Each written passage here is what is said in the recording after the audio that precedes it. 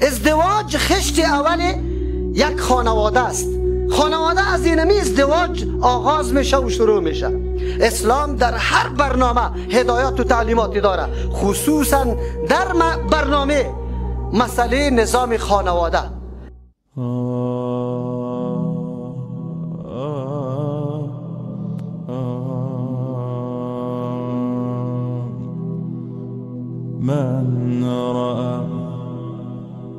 من رأى وجهك. ازدواج از کجا آغاز میشه؟ چه قسم خواستگاری میشه؟ چه شرایطی داره؟ دختر برای چه قسم شخصی داده شوه؟ شخص در دنبال چه قسم دختری باید بگرده؟ نظام مقدس اسلام هدایت داره. ما میبینیم در غرب هم یک نظام است، اونجا هم نظام خانواده وجود داره، اما آشنایی نداره که پدر کیست و مادر کیست، برادر کیست، خواهر کیست.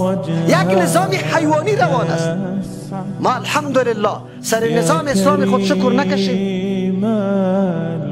اصلا تعاون و مساعدت و کمک که همیشه صورت میگیره، این توسط رشته قرابت صورت میگیره. امروز کلی مردم کابل در اینجا حضور نرفته، اما کسانی حضور یافته که با این خاندان رابطه داره، در خوشحالی و غم شریک است. در نظام بیدینی این گپ ها وجود نداره. الحمدلله علی دین الاسلام. دین اسلام نظام خانواده را آنقدر تاکید کرده.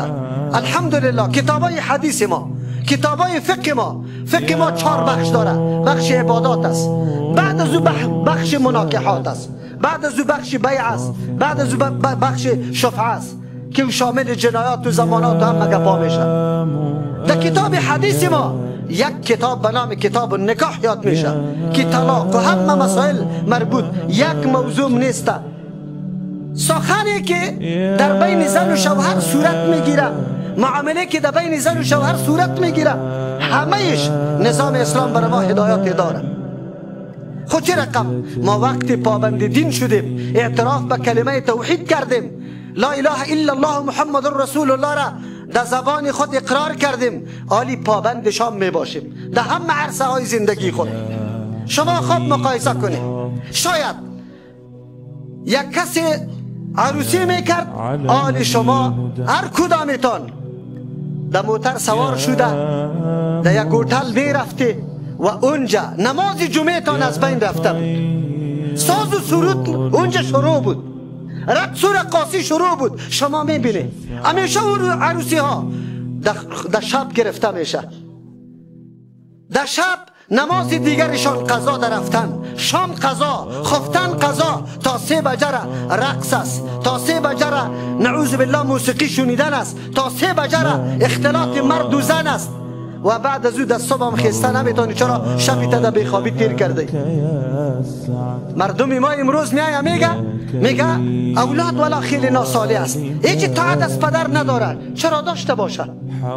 تو در شب اول عروسی نه تنها خودت مرتکب معصیت و گناه شده، به هزارها نفر دیگر هم در میز معصیت و گناه کشانده.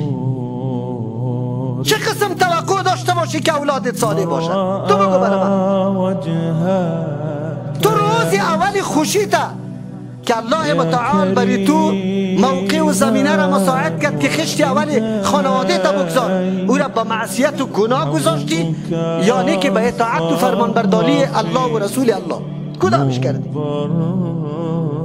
بر علاوه از اینکه در این اسراف های بیجاست، در اینجا خودنمایی و سمعت و شهرت است.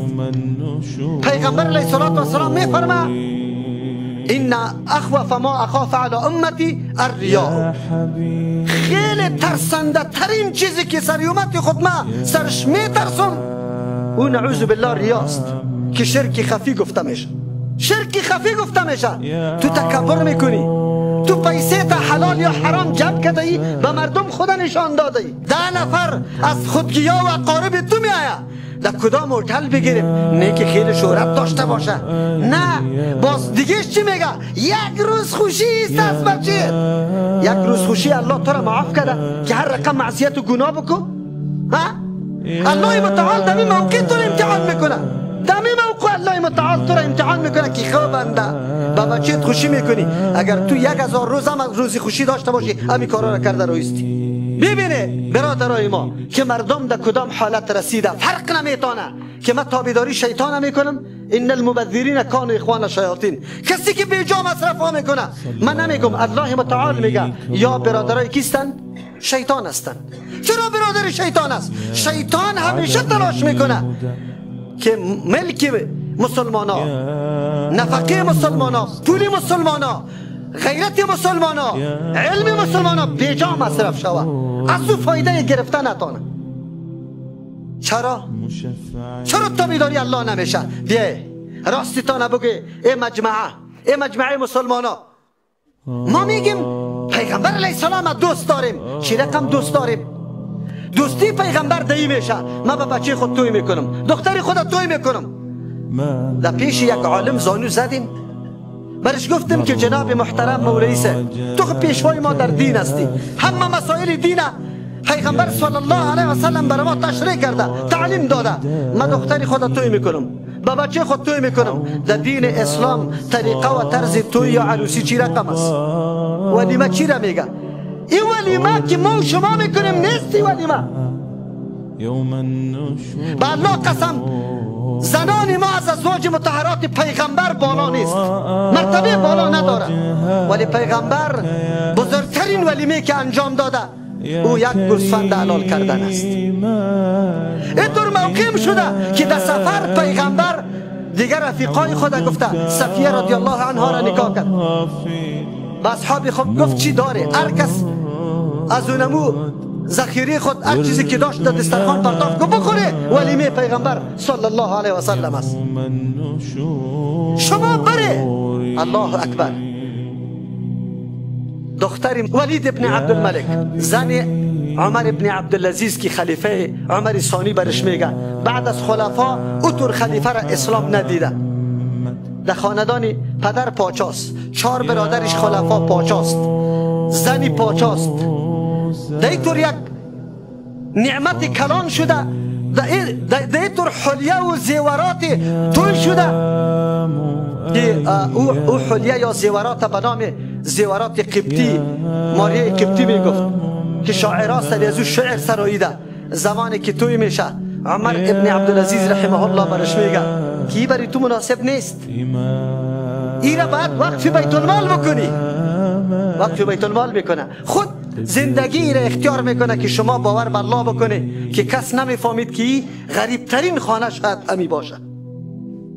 روزی که عمر ابن عبدالعزیز رحمه الله وفات میکنه، صاحب بیت المال پس میه با می خانم و خاتون میگه من امو زیورات تو را طور نگاه کردم که پس برگردانم.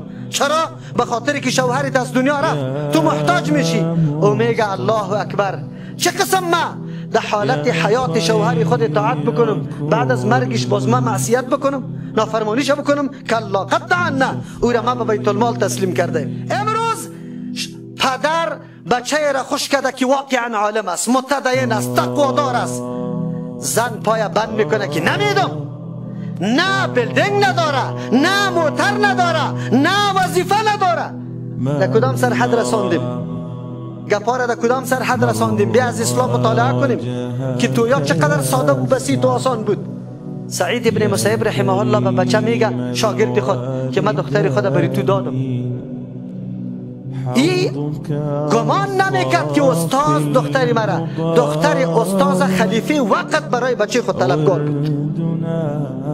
خب گوشت نبگیری، خلیفه وقت برای بچه خود دختر سعید ابن مسیب، عالم برجسته و نامدار مشهور طلبکار بود. اما سعید ابن مسیب بدون خواستگاری کدام نجابتی که کدام امتیازی که در شاگرد خود دیده، عالم دین است، خدمت دین میکنه، میدانه که دختری ما سازوار چی شخصی است، خود برش پیشنهاد میکنه. امروز اگر کسی دختری خود به کسی پیشنهاد میکنه میگه بی غیرت است، میگه دوست است.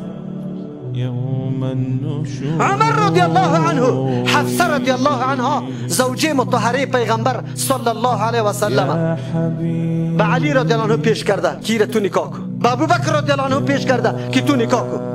زمانی که وا گفتن ما ضرورت نداریم، پیغمبر صلی الله علیه و سلم گفت من نکاح میکنم.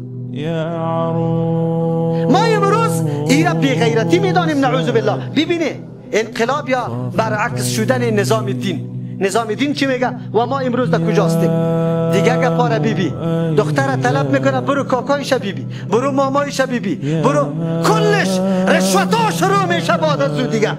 الا به این کالاکو به این بوت بیار باید شما باور بالله بکنید در دین ما تا که عروس در خانه داماد نرفته قبل از او چیزی گرفتن این کلش بجوز از این که دختر میگیره دیگه کلش رشوت است. رشوت نیست؟ بعد از اینکه امی را توی کرد باز ما ببینم که امو خیشوالا بخیزه امی خاندان دختروالا را یک چادر بده، یک جوره بود بده، نمیده. دستش در اونجا بند است او یا گرفته رایست. کوکی دین؟ ما چه قسم محبت با پیغمبر داریم؟ از دینی از او سوال کنیم در موردش. سعید ابن مسیب رحمه الله بچه شاگرد عالی وار خطاست که اوهو دختری استازه برای من داد عالی چه قسم این خانگه کی مرسای کو، این غربتی مرسای کو، انتظام تویا از کجا کنم؟ غمگین در خانه نشسته است بیگاز چرت میزنه، کسی نداره که تک تک دروازه زده میشه. مردکه خود میبره دروازه را باز میکنه که سعید ابن مسیب دخترش و زنش از دست دختر میگیره به بچه میگه که اینه ای زنت تسلیم تو شد. مردکه ور خطا میشه میره همسایه خدا خبر میکنه که مبادا صبا مردم بگویه که نعوذ بالله دختر گریخته. گفته همسایه بخیزی که سعید ابن مسیب رحمه الله دختری خدا به من داده و اینه در خانه آورده. سعید ابن مسیب دین نداشت. محبت پیغمبر امیر تقاضا میکنه، محبت دین امیر تقاضا میکنه که انسان خواهشات، انسان عنعنات، انسان رواجها را کلش در زیر پا بکنه. پیغمبر علیه السلام از همون خاطر میگه لا یؤمن احدکم، مؤمن شده نمیتونه یکی از شما حتی اکون احب الیه من والدی و ولدی و الناس اجمعین. در روایت دیگه والذی نفسی بیده، قسم به او ذات که نفس ما در ید بلا کیف الله متعال است. لا یؤمن احدکم حتی اکون احب الیه من والدی و ولدی. روایت صحیح بخاری و مسلم رحمهم الله است. ایمان کامل نمیشه تا وقتی که پیغمبر بر ما محبوب شوه. از کی کده؟ از پدر کده، مادر کده، از اولاد کده، از کل مردم کده. کل مردم یک طرف بان. یکی محبت شرعی است. محبت شرعی ایرا میگه که هنگام مقابله شد یک طرف امر رسول الله است و یک طرف امر پدریت است، یک طرف امر رسول الله است، یک طرف محبت اولادت است، موضوع اولادت است، یک طرف امر رسول الله صلی الله علیه وسلم و دیگر طرف کاری مردم است. کدامش ترجیح میدی؟ عالی معلوم میشه که تو قد پیغمبر محبت داری یا نه؟ بالکل واضح میشه. يا إمام